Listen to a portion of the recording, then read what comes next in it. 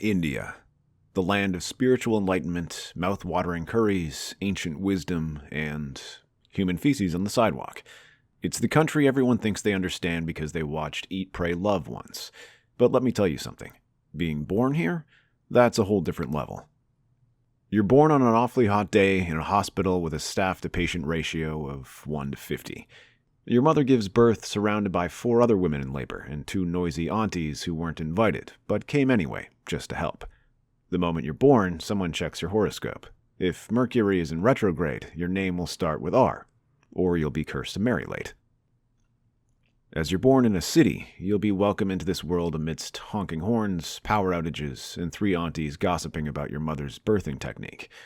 Children born in rural areas are luckier, or unluckier in a way, as your welcoming party is a cow, a government hospital with a fan older than the Constitution, and possibly a power cut that will last about the same time as labor. You're handed a birth certificate. Eventually. Sometimes it even has your correct name. But regardless of where you're born, you're immediately initiated into 2 eternal Indian traditions, heat and noise. And from now on, neither will ever leave your side. From the moment you're born, Indian parents are committed to a full-time career of micromanagement. Your diet, haircut, wardrobe, and entire life path are decided before you hit puberty. So as soon as you arrive home, the real fun begins. As an Indian kid, you'll grow up surrounded by cousins. Dozens of them. It's unclear how they're related, but they keep showing up at weddings, eating biryani, and asking why you're so thin, or fat, or not married yet, even though you're only 6. Childhood in India is a beautiful mix of deep-rooted traditions and trauma disguised as discipline. You grow up learning respect for elders by being whacked with a slipper if you talk back. Your toys are hand-me-downs from 5 older cousins, and one suspiciously dented tricycle your uncle insists is good as new. You share a bed with 3 people and a stray cat. You'll quickly learn that privacy doesn't exist. You could be 30, still living with your parents, and they'll barge into your room like it's a government raid. Electricity is an uncertainty. Power cuts happen exactly when you're watching cartoons. Your parents tell you, go play outside, but it's 42 degrees Celsius and the air quality index says, try to avoid breathing as much as possible. So you stay in and play board games that never end, like Ludo, where someone flips the board after losing. You eat with your hands, shower with a bucket, and learn to squat before you learn to sit in your chair. Your mom yells at you for wasting water, then spends hours washing vegetables under the tap. Education begins early in India, like in the womb early. Before you're old enough to walk, someone has already enrolled you in an Olympiad coaching center. By 5, you can recite multiplication tables. But just like most people around you, you won't learn words to describe your own feelings until, well, pretty much never. The school system in India is also confusing. You either go to a government school where you learn more from dodging chalk pieces than textbooks, or a private school with names like St. Thomas International Global Smart Tech Future Academy, where 90% of education is rote memorization and 10% is marching on Independence Day. But don't worry, you'll go to a good school. At least that's what your parents think, as it advertises 100% results in bold red font. You wear a uniform so stiff it could stand by itself. Morning assembly includes a prayer, the national anthem, and that one kid fainting under the sun. The English teacher mispronounces photograph as photographer, and the Hindi teacher cries every time someone forgets who wrote Gintajali. Homework isn't a task, it's a way of life. Tuition classes begin before puberty. You go to school, then coaching, then tuition for coaching. You spend more time with your math tutor than your dad. If you score a 95, your parents will ask why you didn't get 100. If you score 100, they'll ask why your handwriting wasn't neater. God forbid you mention wanting to be an artist. Unless it's a doctor of the arts, you're dead to them. Music is fine, as a hobby. Writing? What's that? You want to be a chef? Be an engineer first, then cook whenever you want. And don't even think about asking awkward questions like, why do I need to memorize the exact date of the Battle of Panipat? The answer is always, because Sharmaji's son already did. What will people say becomes the national anthem of your home. Want to study psychology? What will people say? Want to wear shorts in public? What will people say? Want to breathe differently? People will notice.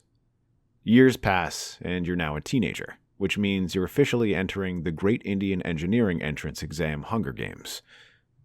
Your weekdays are school, coaching, and tuitions. Your weekends are more tuitions. There is no escape. Your dreams contain math problems. You're promised salvation in the form of IIT or AIIMS, but only if you survive. Hormones arrive, but dating does not. The closest thing you have to a love life is secretly liking someone's profile picture on Instagram and immediately unliking it because her cousin is your teacher's son. If you're a girl, you learn the art of walking while avoiding eye contact with 43 uncles on scooters. If you're a boy, you learn that growing a mustache before 18 is a national achievement, only rivaled by getting into government service. Once you survive your board exams, you face your second rite of passage, moving to a big city for college. And against all odds, you do. You survive your board exams and are ready for the next step. To live in a PG, paying guest accommodation, which is just a fancy term for a room smaller than your suitcase, shared with 3 guys named Raul. One of them snores. The other one is learning to DJ. The third one is an actual lizard. As a young adult, you'll have to deal with the nightmare of Indian bureaucracy, and as now you're out of the nest, you'll have to deal with this alone. Getting anything done in India is like solving a Rubik's Cube while blindfolded. Want to renew your passport?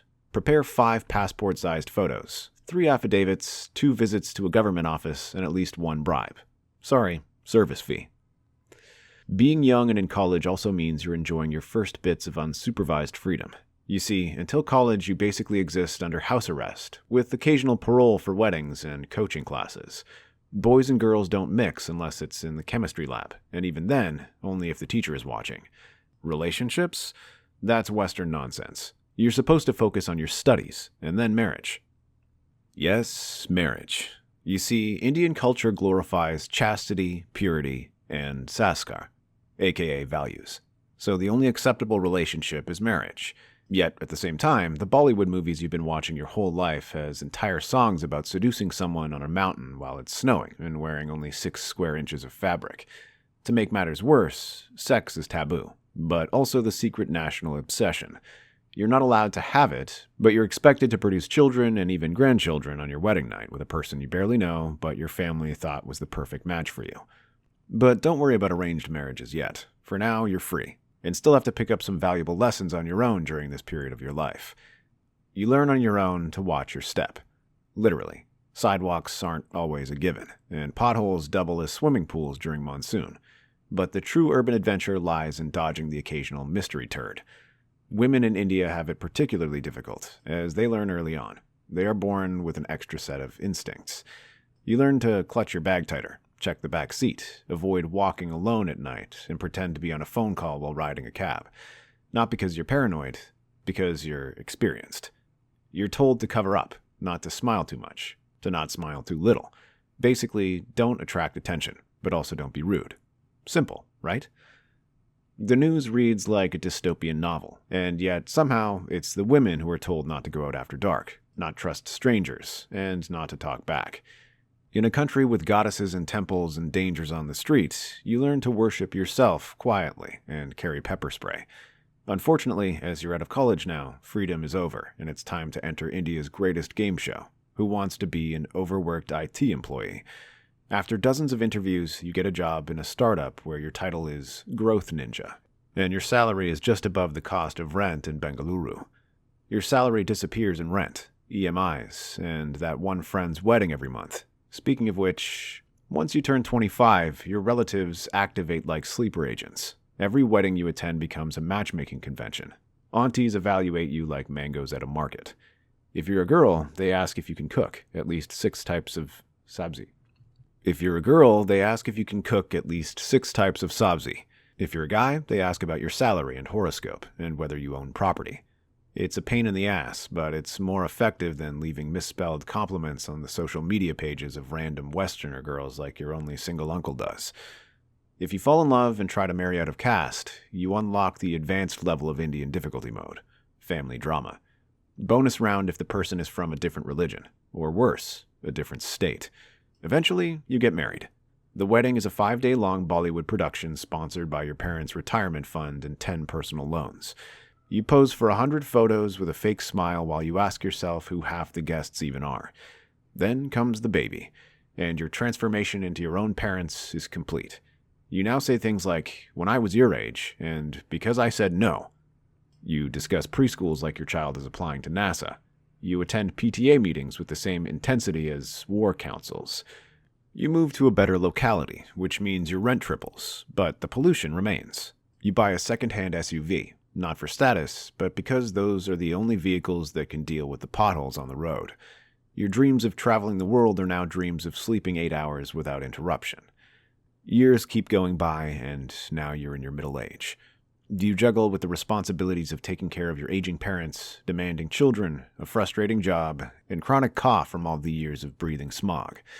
You attend yoga classes, not for enlightenment, but for back pain. You still haven't done that Euro trip. Instead, you've memorized the timing of the Mumbai local train like gospel.